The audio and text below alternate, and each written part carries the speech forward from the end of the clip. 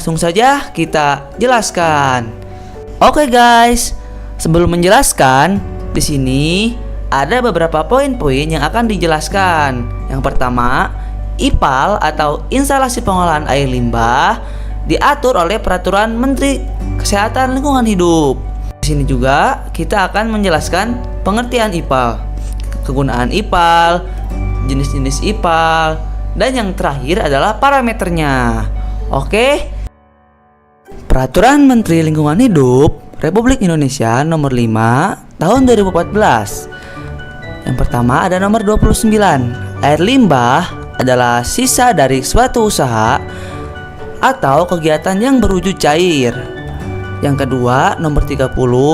Air limbah domestik adalah air limbah yang berasal dari usaha atau kegiatan pemukiman seperti rumah makan, perkantoran, perniagaan, apartemen, dan asrama. Dan yang terakhir, nomor 31, yaitu baku mutu air limbah adalah ukuran batas atau kadar unsur pencemaran atau jumlah unsur pencemaran yang ditenggang keberadaannya di dalam air limbah yang akan dibuang atau dilepas ke dalam media air dari suatu usaha dan kegiatan. Nah guys, kenapa diatur? Karena jika tidak diatur oleh pemerintah, dijamin akan merusak lingkungan di sekitarnya. Oke, sekarang kita lanjut ke penjelasan IPAL-nya. Oke, IPAL atau instalasi pengolahan air limbah adalah suatu perangkat peralatan, teknik beserta perlengkapannya yang memproses mengolah cairan sisa produksi pabrik sehingga cairan tersebut layak dibuang ke lingkungan. Apa saja sih kegunaan IPAL itu? Oke, yang pertama, IPAL berfungsi untuk mengelola air limbah, terutama limbah industri yang mengandung komponen bahan kimia, supaya limbah yang dibuang ke lingkungan tidak mencemari lingkungan. Yang kedua, IPAL atau instalasi pengolahan air berfungsi untuk mengelola air limbah domestik dan juga industri supaya air bisa dimanfaatkan kembali sesuai dengan kebutuhan masing-masing. Yang ketiga, untuk menjaga kehidupan biota-biota yang hidup di sungai agar tetap lestari. Ada berapa sih jenis IPAL itu? Nah guys, IPAL itu atau instalasi pengolahan air dibagi menjadi dua jenis, yaitu yang pertama IPAL domestik dan IPAL industri.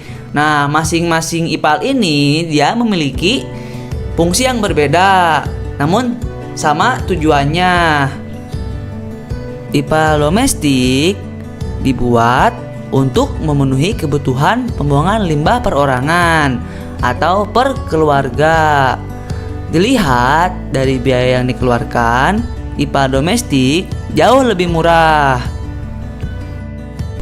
Sedangkan untuk IPAL industri, dia diperuntukkan untuk industri karena di industri memiliki banyak zat kimia yang sangat berbahaya, maka air limbah akan diolah terlebih dahulu sebelum dibuang ke badan sungai. Oke guys, sekarang kita lanjut akan menjelaskan parameter IPAL atau instalasi pengolahan air limbah. Yang pertama ada parameter BOD, COD, TSS, dan pH. Mungkin bagi sebagian orang sudah ada yang mengetahuinya. BOD itu apa, COD itu apa, TSS itu apa, pH itu apa. Oke guys, bagi yang belum tahu, tonton terus ya guys video ini. Let's go. Apa itu BOD? BOD atau Biochemical Oxygen Demand adalah suatu karakteristik yang menunjukkan jumlah oksigen terlarut yang diperlukan oleh mikroorganisme atau bakteri. Fungsi bakteri adalah untuk menguraikan atau mendekomposisi bahan organik dalam kondisi aerobik. Nah, yang kedua, COD atau chemical oxygen demand adalah jumlah oksigen yang diperlukan untuk mengurai seluruh bahan organik yang terkandung dalam air. Yang ketiga, apa itu TSS? TSS atau Total Suspended Solid adalah residu padatan total yang bertahan dengan ukuran partikel maksimal 2 mikron atau lebih besar dari ukuran partikel koloid. Apa itu pH? pH atau power of hydrogen adalah derajat keasaman atau kebasaan yang dimiliki oleh suatu larutan. Nilai pH normal di antara 6 dengan 8. Apabila nilai pH kurang dari 6 disebut asam, dan sebaliknya jika melebihi 8 disebut basa. Air yang baik memiliki pH 7 guys. Nah guys, gimana sih jika dampak BOD tinggi? Nilai BOD yang tinggi menandakan rendahnya kandungan oksigen terlarut di perairan sehingga dapat menyebabkan kematian pada ikan akibat kekurangan oksigen. Dampak COD tinggi terhadap kesehatan manusia akibat dari konsentrasi COD yang tinggi dalam badan air menunjukkan bahwa adanya bahan pencemaran organik dalam jumlah tinggi. Jumlah mikroorganisme baik secara patogen dan tidak patogen yang dapat menimbulkan berbagai macam penyakit untuk manusia. Nah guys, jika kadar COD-nya tinggi sangat tidak baik untuk lingkungan maupun manusia. Mengapa kadar BOD dan COD dalam air harus rendah? Makin rendah BOD, kualitas air makin baik atau makin bersih. Nah, sama, makin rendah COD, kualitas air makin baik atau makin bersih. Maka diusahakan kadar COD dan BOD harus serendah-rendahnya.